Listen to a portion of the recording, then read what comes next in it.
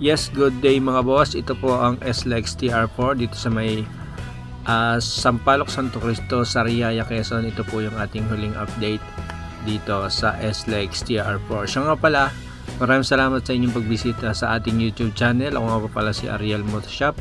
Dati tayo nagagawa ng motor at ngayon ay nag-update tayo dito sa SLEX TR4. At ngayon naman mga boss ay papasadahan naman natin itong dito sa may Sampaloc 2, Sariaya, Quezon para makita naman natin ang unahan nitong ating in-update na to.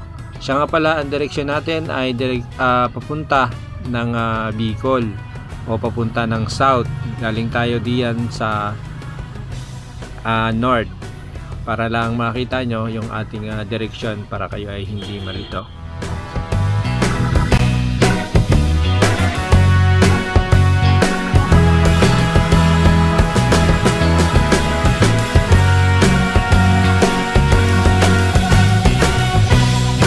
Mga boss, tulad ng sabi ko sa inyo, pinangako ko sa inyo na babalikan ko tong Sampaloc 2 Sariaya, Quezon. Kung hindi nyo pa napapanood yung aking huling update dito sa may Sampaloc, Santo Cristo, sa may Bandarian, ay puntahan nyo po sa ating list ng ating video.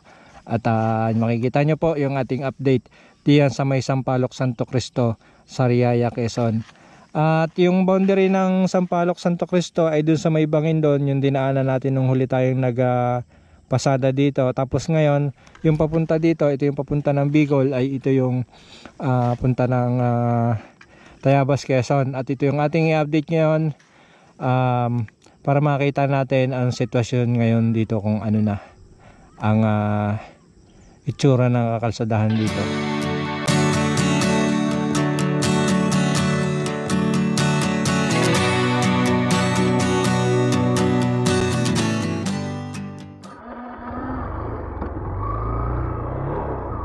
At ito nga, nandito tayo ngayon sa SLEX TR4 Sampaloc 2 Sariaya, Quezon. At kaya tayo nandito syempre para makita natin ang sitwasyon dito. At ayon sa ating mga nakita ay maganda. Gawa ng, kung dati ito ay Talahiban, kung ano nung huling punta natin dito, ito ay naging Talahiban.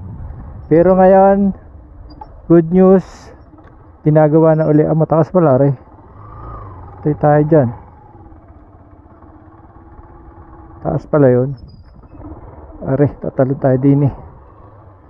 Babago lang uli are inuumpisahan, pero bago ito natigil ay mataas na ang tambak dito. Tulad nitong nakikita nyo. May tambak na talaga to. Kaya nga lang ay minsan tong itinigil. Kaya nang syempre nasa plano yan. Magkasaan package by package, tapos kung ano yung kakayanan ng kontraktor. At dito makikita nyo nga ay mataas ang tambak. Tapos binalatan nila, gawa ng dati ito ay katulad niya, nakikita nyo yan ay marami itong damo dati. Naging Talahiban to dati. Oh, Talahiban to. Gano'n nung daan natin dito ay pinuna ko pa nga. Maalala nyo sa mga follower natin dyan na laging nag-aabang, maalala nyo na pinuna ko to, Talahiban na. Ay ngayon nakita natin na malinis na uli, ibig sabihin ay inuumpisahan na. At ito yung sinasabi ko dun sa huli kong vlog, na may madadaanan tayong isa pang bangin. Mahaba-habang tulay ito. Parang kasing haba ito ng ng diyan sa may Sariaya, sa may Lagnas. Pero kayang paigsiin to eh. Ay hindi, malawak talaga. Ayo, napakalawak. Kahit natambakan yung dito, tapos dito yung poste ng tulay, malawak pa din. Delikado pati pagka magpupusti ka sa may bandang gitna. Pagguho ng lupa ay pagbaha, babangga dun sa poste ng tulay. Ay ang baha pa naman dito ay may kasamang boulder. Magigiba ang magigiba ang tulay.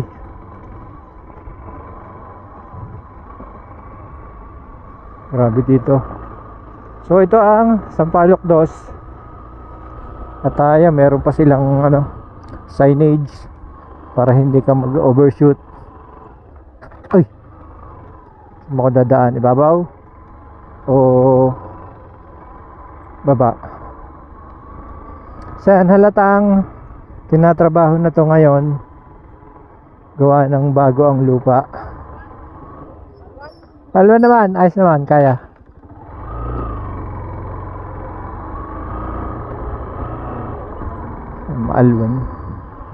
Maalwan naman. Tayo lusinahin na. Hindi na Batanggin nyo. Malwan. Yan wala pa ditong drainage. Pero may nakita ako sa drone may drainage na dito.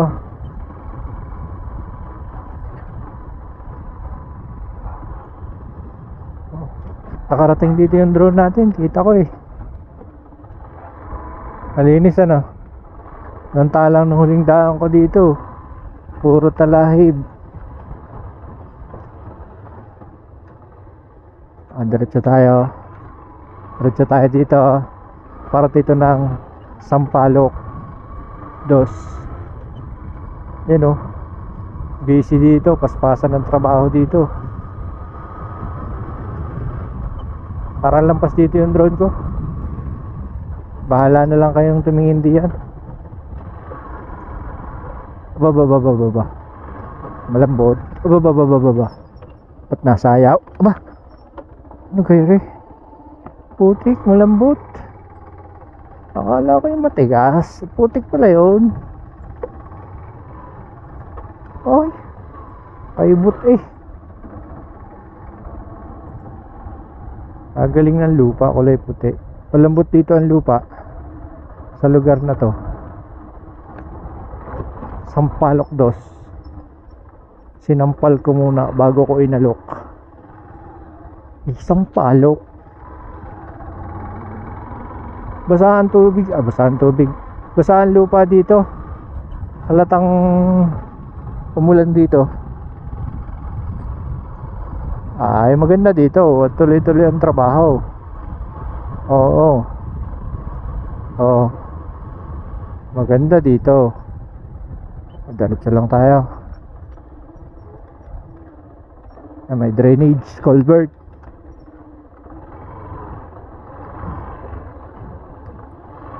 Nakakasalubong ko dito, napapatingin Sabi, ba't ganun?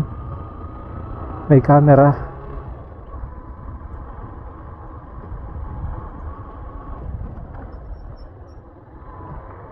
Ay siguro yan, surveyor nga. Surveyor vlogger.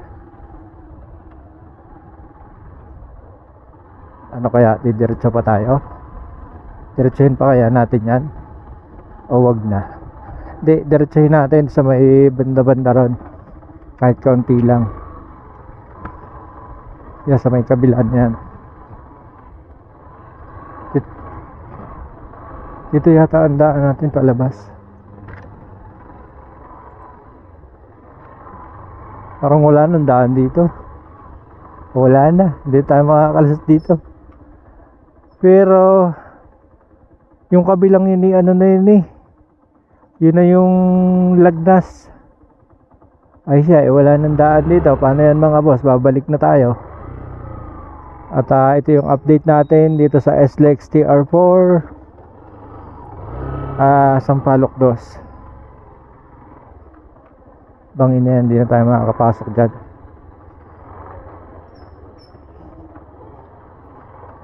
Akit tayo dito sa taas kung makakaakit tayo. Walang daanan. Meron.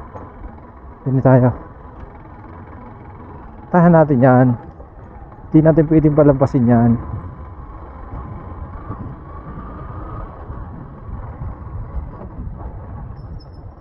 Hindi ko na alam kung nakarating pa dito yung drone natin. Nakarating. Kita ko tong culvert na to nakarating dito. Hanggang dito yung ating kuha.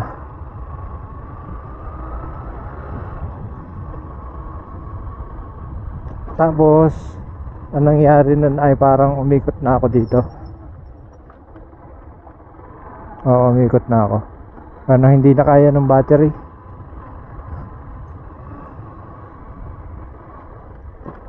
Ayan. Sana nagugustuhan nyo mga boss ang napapanood nyo sa screen ng inyong cellphone o ng inyong TV, anumang ginagamit nyo sa panonood. Sana ay nagugustuhan nyo. Parang wala yatang daan dito. Yeah.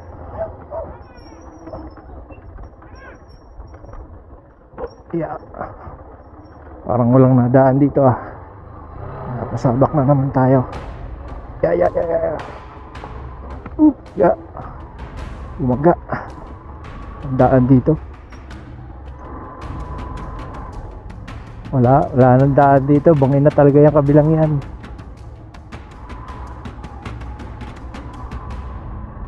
Akala ng mga taga rito naliligaw ako. Hindi nila alam sinasadya ako maligaw.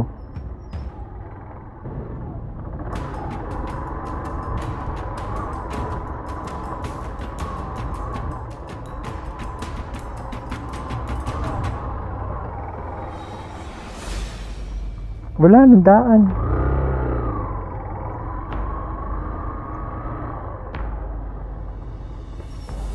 Bangin na ari. Ari na yata yung lagnas. Ari na nga. Oh. Ari na yung lagnas. Mapapalaban tayo dito ng lulusong. Matarik dito eh. Ari tayo dito. So mga boss, inabot natin itong lagnas na sinasabi ko sa'yo. Tigil lang ko dito. Ayan mga boss, inabot natin itong lagnas. Teka lang, siglit lang.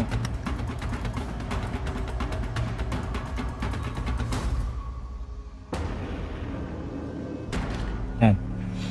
Ito yung sinasabi ko sa inyo na malaking lagnas. Nag-iba na ang kulay ng lupa doon, gawa ng yung tubig na nanggagaling doon ay nasasamahan ng tubig na galing sa TR4, kaya dumumi yan. Pero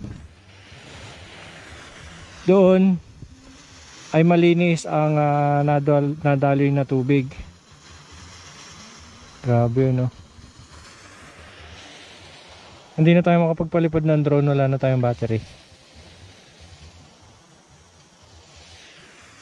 Delikado pati.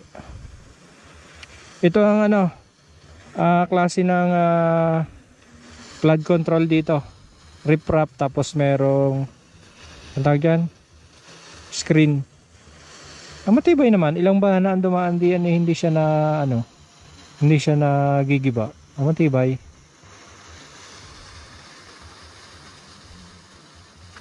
Tapos yung doon sa may kabila doon ay sa susunod na update na lang natin. Sa susunod na update natin, dito tayo mag-uumpisa gawa ng kailangan makunan ko to ng drone footage para maganda.